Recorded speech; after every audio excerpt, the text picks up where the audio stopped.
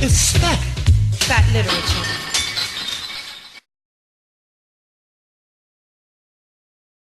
We're here to celebrate Langston Hughes, and we know you've written this wonderful children's book, Love to Langston. Yes. And we wanted to know a little more about the journey. How'd you start, this book, and what has been the reaction? We'd love to hear about it. Well, Langston was turning 100, and I thought it would be a good idea to do a biography of Langston, but in verse, through poetry, not the usual straight narrative. So it was basically done in a rather short time by myself and R. Gregory Christie, who's a great artist. I did a lot of research on it, reading all of Langston's books, listening to Langston on CD when he was playing with Charlie Mingus. Just trying to get into the Langston psyche, so that the book is actually in the first person, as I would imagine Langston today. And one of the other comrades who was unable to come here today, Willie Perdomo, did something similar along the lines, do you think? Yeah, Willie did a book called Visiting Langston, which is from the vantage point of a young girl and her father, who takes her on this trip to visit Langston Hughes' house in Harlem, where he spent the last 20 years of his life. And she's a writer herself, she's a poet herself. And what do you think? I mean, Langston was very big, of course, during the Harlem Renaissance, and towards the end of his life, the reaction with his work was less. There was less of a reaction in his work, but he's such a great literary figure. What has been the reaction? I mean, are the children in the schools reading him? What are they reading in the university? What has been, from teaching in New York, for example, then teaching at Howard, and also doing this book, are they reading Langston, and what has been his influence on the Langston's been taught for, decades. He's taught, every generation has goes through Langston in the school systems, in college. So he's being taught. His influence is that the Harlem Renaissance predates the Black Arts Movement. So whenever you talk about the Black Arts Movement, which took place in the 1960s through the 70s, you're talking about Langston Hughes was one of the proponents of the Black Arts, even before people like Amiri Baraka and Sonia Sanchez and Haki Madhubuti. So, he's very influential. But wouldn't you say, I think what Natalie was saying also is that, he was known as an African-American poet, and now, and why is it taking so long for him to become, internationally acclaimed? He was internationally accepted in certain circles, but he was still always identified as an African-American poet. And I think we're kind of curious, what your take is on why did it take so long, up to a centennial, for him to finally get, the major due that, Well, it hadn't taken so long because Langston was always lauded, and he was an international poet even before a lot of people who are calling themselves internationals. You see his influence in the Caribbean, you see his influence in Africa with the Negritude movement, you see his influence with Nicolas Guillen of Cuba. And at the time, he was such a traveler. He had gone to so many places, and I think apart from Australia and Antarctica, I think were the only places he hadn't been. He was such a traveler.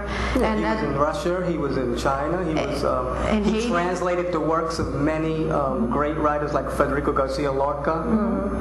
But I think also the point I'm trying to make is that in terms of academic circles, and there's still some academics who don't want to take him seriously. They say he's a lyricist, he's really a musical poet. He's not like a real poet. But now we've got these symposiums, these annual symposiums that are done in Kansas, and I'm sure you've been to some of them, that are really focusing on the seriousness of his work. Well, a lot of the critics used to say that, because Langston communicated with the masses, because his work was very understandable, they try to put him in a category saying his work was simple. Even James Baldwin criticized Langston for that. But then he had to turn around and say, I was wrong about that.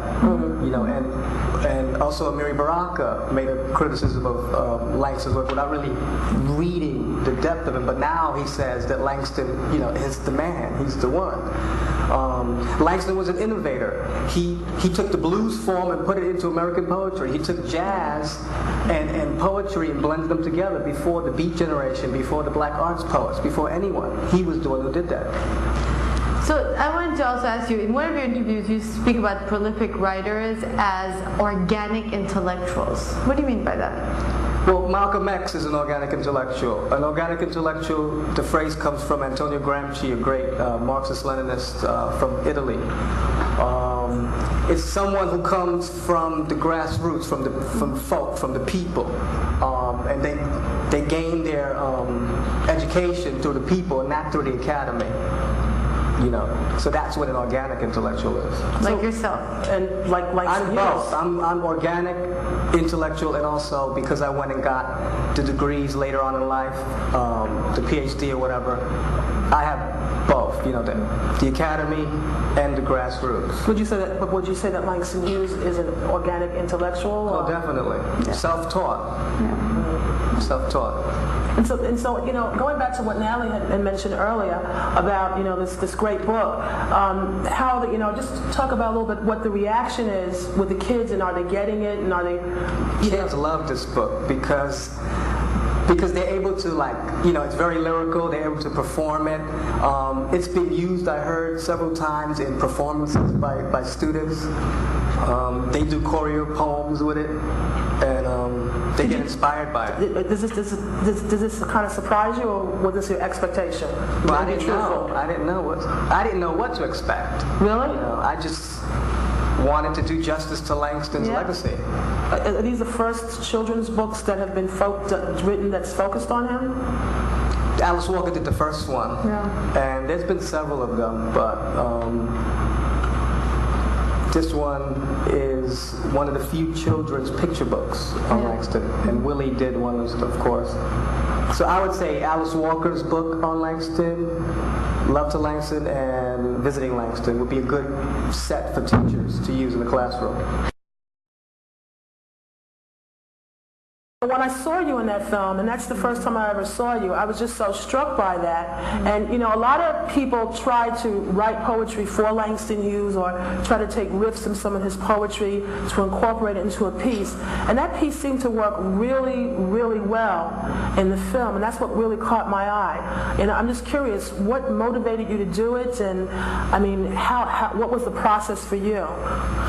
The process was a lot of research, just on more than I had received in, I think, 6th grade. I think that's the only introduction I had to Langston, because in college I was a science major, so I was really focused on that. So my whole knowledge of Langston came on my own. Like Tony spoke about an organic intellectual. You kind of are digging in the books and crates or whatever to find your own experience. But for me, it was more so researching, reading his work, his love of music and jazz. I do my poetry to music, and it's all through his work, you know, the love of jazz, the love of blues, and it's rhythmic.